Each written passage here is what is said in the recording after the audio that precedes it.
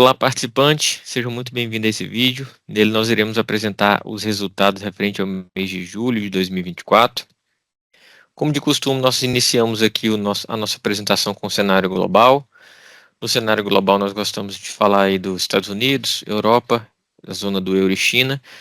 Nos Estados Unidos, a inflação ela vem convergindo para a meta, né? Isso aumenta a confiança do Banco Central americano em iniciar o ciclo de afrouxamento monetário, que seria a redução da taxa de juros americana, e isso é algo que o mercado mundial, desde o início do ano, vem falando, vem esperando, mas deve ocorrer agora em setembro, justamente por conta já dessa inflação mais suave, né, que os Estados Unidos vem auferindo aí nos últimos meses. Na Europa, é, já iniciou o corte de juros lá na Europa há alguns meses atrás.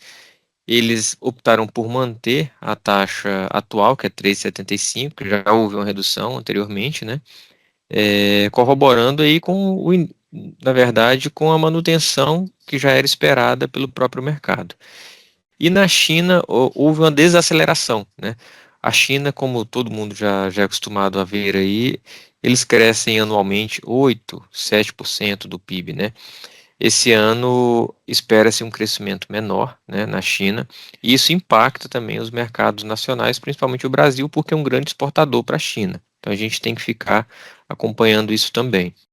Como eu falei, referente à inflação, eu trouxe aqui dois gráficos da inflação dos países desenvolvidos e países emergentes. O que que a gente observa? Lá na pandemia, né, mais ou menos ali 2021, houve um pico aqui da inflação, né, no final de 2021, e em 2022, ali em meados de 22, começou a cair a inflação, isso nos desenvolvidos. Nos emergentes, da mesma forma, alguns levaram um pouco mais de tempo, né, mas a tendência foi de queda da inflação no mundo como um todo, né? Nós tivemos uma alta por conta aí do Covid ainda, e depois uma queda, uma estabilização e agora uma pequena alta novamente. As taxas de juros, como a gente observa aqui, elas tiveram uma alta, né? E agora alguns países já iniciaram a queda, né? Aqui nas economias avançadas. E essas quedas, aqui, no caso dos Estados Unidos, por exemplo, ainda não iniciou a queda, mas estabilizou-se e já tem alguns meses que a taxa de juros ela vem estável. Agora, como eu falei anteriormente, em setembro a gente deve ver o primeiro corte lá, por conta já justamente dessa estabilização aí da inflação.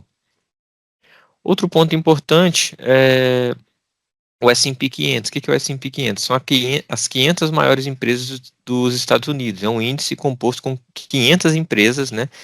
E a gente observa que esse índice ele vem batendo recorde, ele vem subindo. Isso mostra a robustez do mercado, né? Que o mercado estrangeiro ele vem forte. Inclusive, a gente vai apresentar os nossos resultados. O investimento no exterior ele vem forte também por conta disso. Aqui partindo para o cenário local, né? Nós temos aqui três pontos importantes: a política monetária. Na política monetária, o Copom, na última reunião, optou por manter a Selic em 10,50, né? A próxima reunião para a decisão da taxa Selic será em setembro também. Alguns analistas falam que pode ocorrer uma alta nessa reunião aí para 10,75, talvez. Outros falam que deve se manter em 10,50. O que a gente sabe é que não vai reduzir. Ou vai manter os 10,50 ou vai subir. A gente ainda não tem um consenso de mercado, então não vai ser surpresa se ela subir um pouco ou se ela se mantiver aí nos 10,50. A inflação ela registrou uma taxa de 0,38 em julho, uma taxa razoável, né? É, foi até abaixo aí do esperado pelo mercado, né? E a grande preocupação é a política fiscal, né? Política fiscal, a gente observa aí que vem muito se falando no teto de gastos, né? Se o governo vai conseguir cumprir esse teto de gastos, cumprir o orçamento. Então é algo que também a gente tem que acompanhar bem de perto, né? Porque isso aqui traz bastante volatilidade para os mercados. Aqui é um relatório do Focus, que é um relatório do Banco Central, né? Que ele traz a perspectiva de fechamento para 2024 e 2025 de alguns índices. Por exemplo, o IPCA, que é a inflação oficial, a perspectiva é de que o IPCA feche em 4,20, né, em 2024. O PIB, A perspectiva é de um PIB de 2,20 e o câmbio de 5,30 e a Selic ainda, o Banco Central ainda prevê aqui uma Selic de 10,50. Outro ponto importante para a gente observar no mês de julho, né, são os benchmarks dos nossos ativos. Por exemplo, o MSCI World é um benchmark de investimento no exterior, ele foi positivo. O Ibovespa é um benchmark da nossa renda variável, da nossa bolsa, né, também foi positiva. E uma B5+, são os títulos atrelados à inflação com mais de 5 anos, foi positivo. E uma B5 são os títulos também atrelados à inflação até 5 anos, né, também foi positivo. O CDI também positivo e o INPC e o IPCA também positivos. Então, todos os índices dos nossos benchmarks foram positivos. Então, a gente já pode esperar o resultado positivo dos planos, porque os nossos planos, os recursos são alocados justamente nesses benchmarks. A renda variável, como eu falei, ela fechou positivo em 3,02, mas no ano ela ainda está negativa em 4,87. Ela fechou em 127 mil pontos, mas existe um preço-alvo aí de 138 mil pontos para dezembro de 24, com uma potencial valorização aí de 8,1%.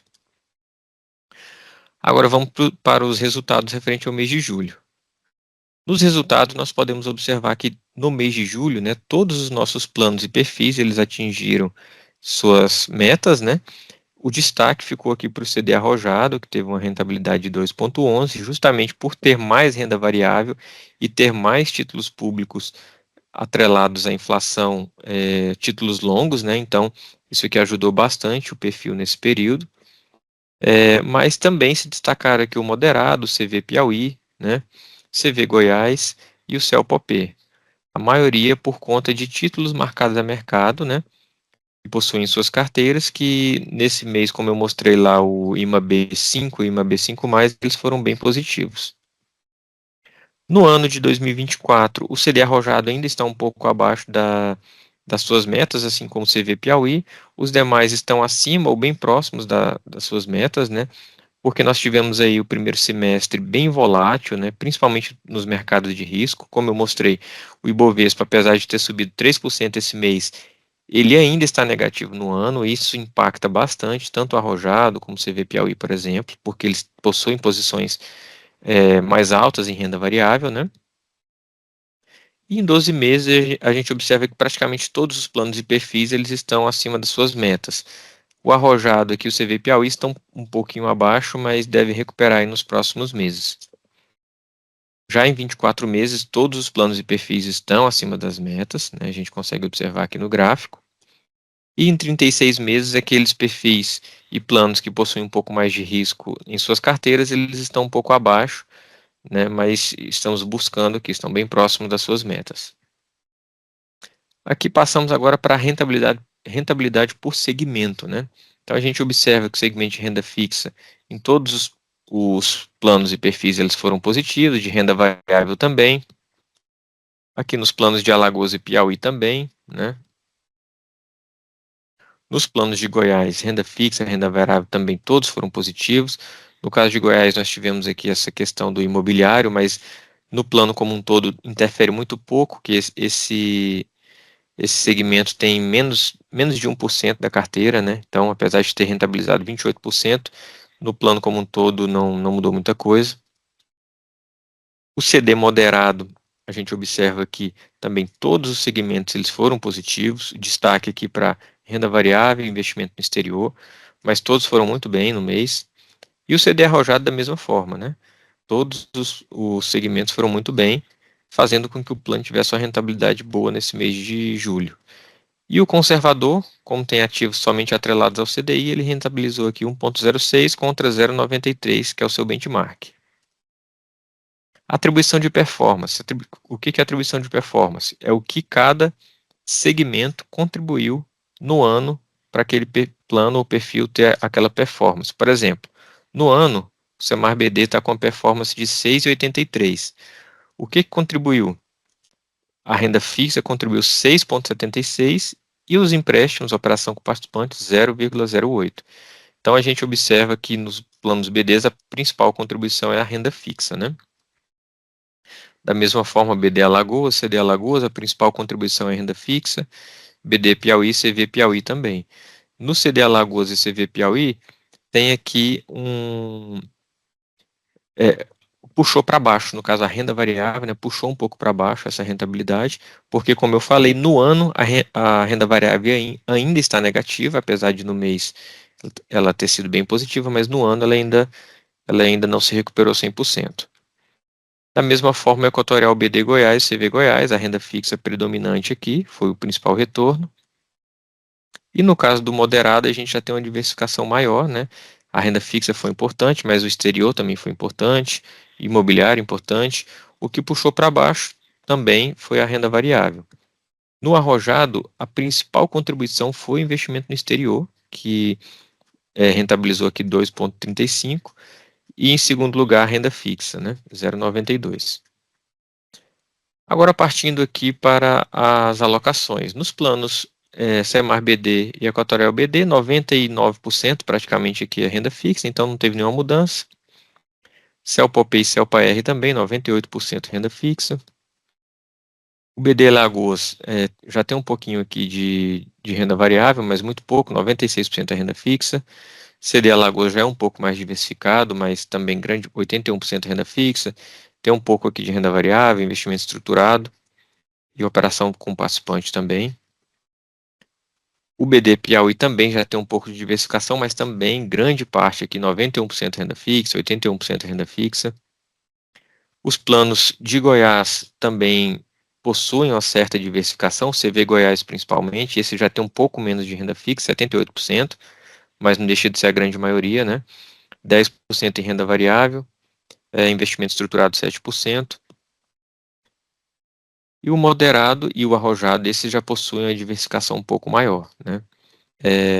O moderado, por exemplo, 58% aqui em renda fixa, renda variável 9%, investimento estruturado 11%, o imobiliário 7,89% e a operação com participante 6% e o investimento no exterior 5%. Já o arrojado, 54% aqui, também é a grande parte, mas ele já 54% de renda fixa, mas ele já tem 25% de renda variável, então ele já possui uma grande parte aí, um quarto de seus recursos em renda variável. Por isso que ele ainda está abaixo da meta do plano, porque a renda variável, como eu falei no início, no ano ela ainda está 4% negativa, né? Investimento estruturado tem 11,70 e investimento no exterior 8,15. E o conservador, que eu não trouxe aqui, ele é 100% renda fixa, né? Então seria isso, pessoal. Agradeço aí o acompanhamento, né, dos participantes. Peço que compartilhe esse vídeo para que mais participantes possam ter acesso e saber como está sendo investido os recursos aqui na IQTPrev, né? É importante que todos estejam cientes para ter mais confiança, né, mais engajamento aqui com a IQTPrev. No mais, agradeço e até o próximo vídeo. Até mais.